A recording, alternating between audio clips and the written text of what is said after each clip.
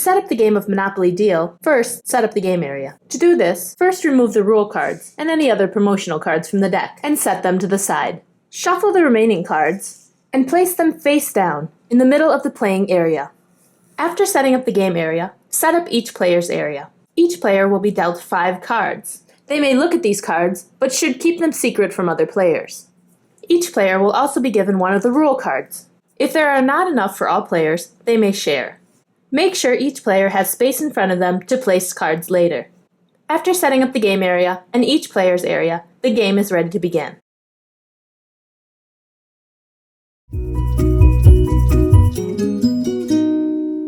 To play the game of Monopoly Deal, each player will take turns playing cards and stealing cards from other players, trying to gain full sets of properties. To begin, a starting player is established, and play will continue in clockwise order. Each player's turn will consist of 3 steps. The first step of each player's turn is to take cards and add them to their hand. If a player has any amount of cards already in their hand, they will always take 2 cards. If a player starts their turn with no cards in their hand, they will draw 5 cards. When they have finished taking their cards, they will move into step 2 of their turn. A player may play up to 3 cards during their turn, so they may play 0, 1, 2, or 3 cards. There are 3 types of cards a player may play: money cards, action cards, and property cards. Money cards come in several different values. When playing money cards, a player will always place them in their bank area. Each money card is worth the value printed on the card and will help them pay other players during the game. Players should build up their bank with money before playing property cards, because without money, other players can easily take their properties. Property cards are another type of card. When playing property cards, a player will always sort them by color. There are 2 types of property cards: basic property cards and wild property cards. Basic cards will simply be placed in a player's collection area. A property wild card with 2 colors on it may be used as either color or the other. A player will simply decide which color they want face up. During the game, a player may switch a 2-sided property wild card as needed. The other type of property wild card may be used as any property type and may also be moved around during the game as needed. Action cards are the 3rd type of card that may be played. Action cards can be used in one of 2 ways. The first option is to discard the card and follow the rules printed on the card.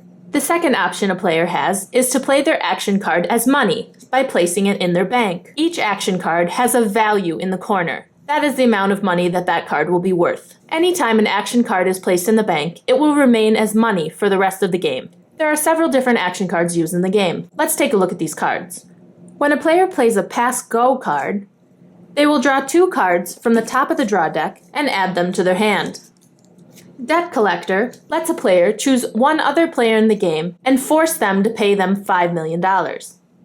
It's My Birthday forces all players to give you $2 million. Whenever a player is forced to pay another player, they may either use money from their bank or they must pay with their properties. Each property has a money value in the top left corner that a player can use to pay. Any money paid to another player will go into their bank and not into their hand. And any properties used to pay will go into the player's collection.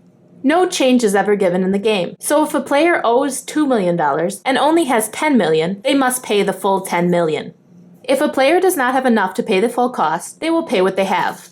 And if they have nothing in their bank or their collection area, they are not forced to pay anything. Players will always only pay with cards they have played in their player area, not cards from their hand. There are also 2 types of rent action cards. These are also used to force other players to pay you money for the properties you own. A rent card with 2 different colors on it allows a player to choose one of the 2 colors and force all players in the game to pay them rent for that color. So if a player played a rent card and used the pink side, they would count the pink properties they have in their collection.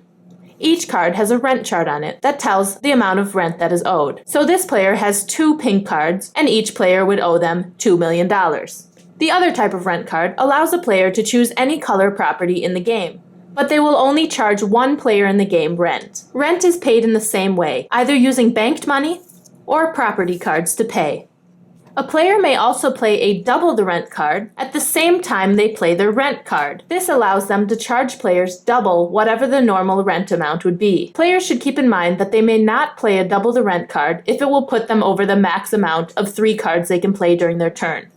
A house action card is a special type of action card.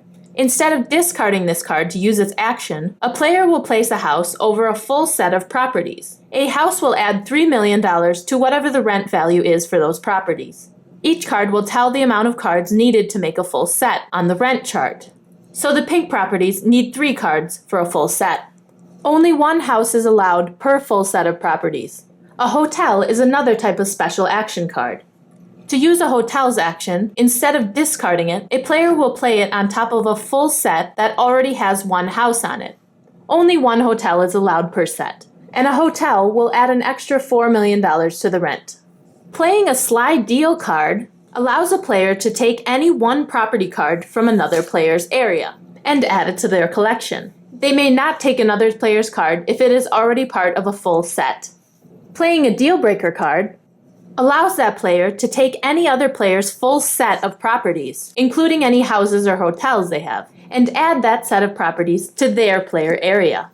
A force deal allows a player to swap one of their property cards for another player's property card.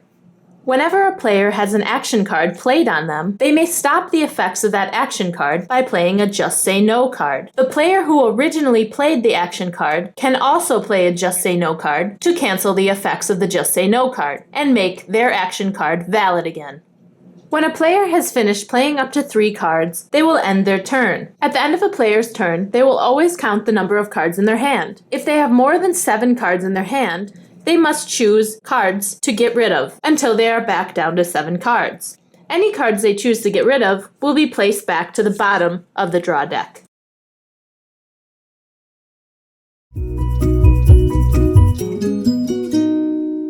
The game continues with players taking turns for as long as it takes for one player to get 3 full sets of property cards in 3 different colors. A full set will always have 2, 3, or 4 cards in it, depending on the type of property. The player who gets the 3 full sets of property cards must also declare themselves the winner during their turn only. So if a player realizes they have 3 full sets on another player's turn, they must wait until it is their turn again to declare themselves the winner.